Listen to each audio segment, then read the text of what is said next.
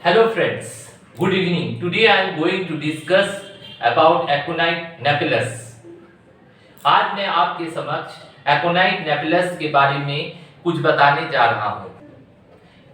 आज मैं आपके समक्ष Aconite napellus के बारे में कुछ बताने जा रहा हूँ। जैसे कि मैं ये बताना चाहूँगा, जो Aconite napellus बहुत ही महत्वपूर्ण दवा है और हर एक आदमी के घर में ये दवा मौजूद होना चाहिए। I have received lots of phone calls from all over India. The students, especially from the students, they told me that their concept of Materia Medica is not very clear. So I should post some videos on Materia Medica. So today I am going to discuss about Aconite napellus. आज मैं आपके समक्ष Aconite napellus के बारे में बताने जा रहा हूँ। सबसे पहला बात जो Aconite napellus के बारे में आता है वो है फियर। फियर मतलब डर। आदमी को कोई भी पेशेंट में यदि आप देखते हैं बहुत ज्यादा डर है तो उस जगह में आप Aconite napellus का चुनाव हो सकता है। नेक्स्ट है sudden and violent in onset. Sudden and violent मतलब अचानक कोई भी बीमारी यदि बहुत जोर से हो जाए तब आप वहां पर Aconite के बारे में सोच सकते हैं। थर्ड है dry cold wind. Dry cold wind मतलब जैसे कि सूखा ठंडी हवा, कहीं पर भी आप निकले हैं, ठंडा कोई एक्सपोजर हुआ, उसके बाद अचानक आप आए रात को, अचानक आपको बहुत ज्यादा सर्दी हो गया, बहुत ज्यादा छींक हो रहा है या बहुत वायलेंट फीवर हो गया, बहुत तेज बुखार हो गया, तब आप Aconite के बारे में सोच सकते हैं। अब मैं इसके बारे में कुछ इसका फिजियोलॉजिकल एक्शंस के बारे में बताने जा रहा हूं। Today now I am going to discuss about physiological action about Aconite napellus. As you all know, the Aconite napellus has a very good action on heart. जैसे कि हम बताने जा रहे हैं, जो Aconite napellus का हार्ट के ऊपर एक विशेष एक्शन है। ये क्या करता है, जो nervous ganglia of the heart है उसको पैरालाइज कर देता है, जिससे क्या होता है बीट्स जो होता है वो स्लो हो जाता है और नंबर ऑफ बीट्स भी कम हो जाते हैं।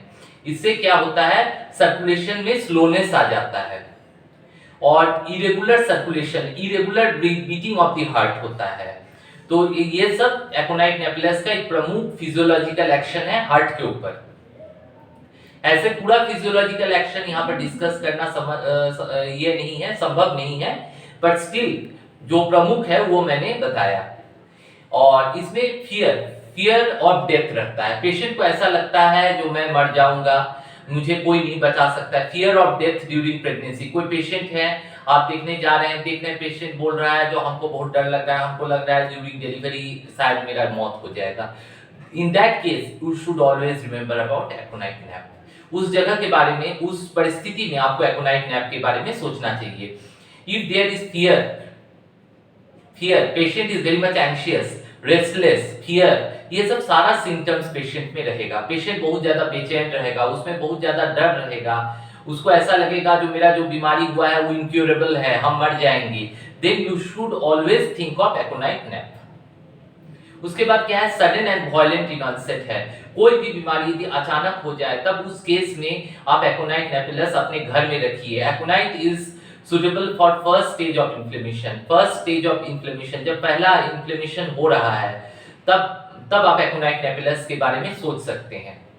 फॉर एग्जाम्पल, किसी पेशेंट बाहर गया है, अचानक ठंडी हवा उसको लगा है, वो घर आया है, उसको बहुत तेज बुखार हो रहा है, तो उस केस में आप Aconite nap के बारे में सोच सकते हैं।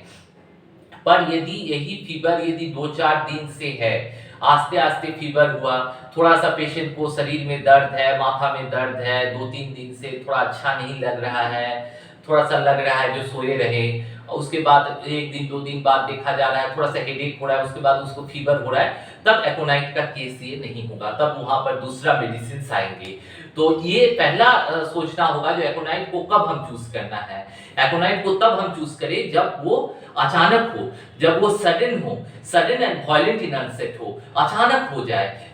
कोई भी पेशेंट को ऐसा हो अचानक उसको हाई फीवर हो जाए, कोई निकला है बाहर में ठंडा में या कोई और कारण से अचानक बहुत तेज बुखार है और पेशेंट बहुत ज्यादा बेचैन है, उसे लगता है जो हम नहीं बचेंगे। In that case you should always think of Aconite napellus। इस केस में आप Aconite nap के बारे में जरूर सोचिए। इसके अलावा Aconite में क्या होता है, रेस्टलेसनेस रहता है, बहुत ज्यादा बेचैनी रहता है, एंशियस रहता है। हैनीमैन कहते हैं जब भी आप Aconite को चूज करते हैं उसका मेंटल और मॉरल सिम्टम्स के बारे में सोचिए और उसको देख के तभी आप एकोनाइट को चूज कीजिए। उसका मेंटल सिम्टम, उसमें यदि बेचैनी है, घबराहट है, पेशेंट को फियर ऑफ डेथ है, तब आप एकोनाइट के बारे में सोच सकते हैं। बहुत सारे पेशेंट्स में ऐसा देखा गया है वो जो बहुत ज्यादा डर है पेशेंट को, ऐसा लग रहा है जो पेशेंट को ऐसा महसूस हो रहा है कोई बीमारी है, जबकि वो बहुत बड़ी बीमारी है भी नहीं, पर पेशेंट को ऐसा लगता है जो उसको उसका अंत सामने है, वो मर जाएगा। Then you should always think of aconite, तब आपको अवश्य एकोनाइट के बारे में सोचना चाहिए। तो यहाँ पर मेनली 3 पॉइंट्स है जिसके बारे में पूरा एकोनाइट को हम लोग सम अप कर सकते हैं। पहले है फियर, फियर रहेगा कोई भी चीज में, उसमें फियर रहेगा। सेकंड है सडन एंड वॉलेंटियर अनसेट रहेगा। और थर्ड है ड्राई कोल्ड विंड या ड्रॉट्स ऑफ कोल्ड एयर। आप यदि कहीं निकले हैं, ठंडा लगा है, ठंड उसमें भी यूज हो सकता है। ऐसा जरूरी नहीं है जो ठंडे के मौसम में ही यूज हो सकता है, कहीं पर भी पेशेंट को कोई भी बीमारी यदि अचानक हो रहा है तब आप एकोनाइट को यूज कर सकते हैं। फॉर एग्जाम्पल आप अपने घर में हैं, अचानक आपको बहुत तेज डायरिया हो गया है, बार बार दस्त हो रहा है, तब आप उस केस में एकोनाइट यूज कर सकते हैं। किसी भी पेशेंट है, कोई आपके घर में है, अचानक उसे चेस्ट में बहुत जल्दी बहुत तेज का दर्द हो रहा है, जो अचानक हुआ है, बहुत तेज है और उसको ऐसा लग रहा है जो अब हम नहीं बचेंगे, तो उस केस में आपको एकोनाइट आप दे सकते हैं और उसको तुरंत आपको हॉस्पिटल में कंसल्ट करना चाहिए। हार्ट अटैक के केसेस में भी हम लोग ऐसा देखा गया है जो एकोनाइट यूज होता है, पर ये कहना जरूरी है जो heart attack is a medical emergency, वहां पर आपको ऑलवेज आपको हॉस्पिटल में कंसल्ट करना चाहिए। और इस केस में जब तक आप हॉस्पिटल पहुंचा रहे हैं पेशेंट को बहुत तेज चेस्ट में दर्द है, पेशेंट को ऐसा लग रहा है जो वो अब नहीं बचेगा, उसको बहुत ज्यादा घबराहट है, बहुत ज्यादा बेचैनी है, तब आप इस केस में एकोनाइट नैप के बारे में सोच सकते हैं। सेकंड है यहाँ पर, और इसका रिलेशनशिप बोलते हैं स्लीपलेसनेस। स्लीपलेसनेस मतलब जैसे नींद नहीं आ रहा है और आप एकोनाइट दिए किसी पेशेंट को, उसमें ऐसे दूसरा सारी सिम्टम्स आराम है पर उसको स्लीपलेस है, तो उस केस में उनको नींद प्रॉपर वे में नहीं आ रहा है, तब आप उस केस में कॉफिया दे सकते हैं। और किसी पेशेंट को आप एकोनाइट दिए, उसका अच्छा सुधार है पर पेशेंट पूरी तरह सुधार में नहीं है, तब उस केस में आप सल्फर दे सकते हैं। और बहुत सारे केसेस में ऐसा होता है यदि टाइमली आप एकोनाइट देते हैं तो वो बड़ी कोई बीमारी से पेशेंट को बचा सकता है। तो इसलिए मेरे दोस्तों आपसे आग्रह है जो आप एकोनाइट नैप 30 अपने घर में रखिए और कोई भी छोटी बीमारी होने पर आप उसको यूज कर सकते हैं। कोई भी बीमारी जो अचानक हो रहा है तब आप उसको जरूर यूज कर सकते हैं। पर मेरा एक सलाह और है, दवा तो आप जरूर यूज कीजिए पर साथ में आप पेशेंट को नेग्लेक्ट मत कीजिए। आप जरूर कोई डॉक्टर का सलाह अवश्य लें, ताकि बिना डॉक्टर का सलाह लिए कोई भी ट्रीटमेंट करना उचित नहीं है।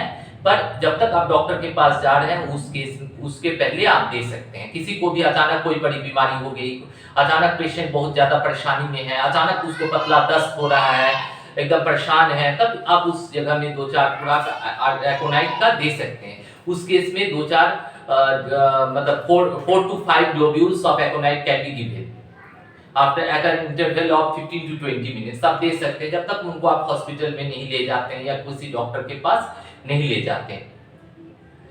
Okay, thank you.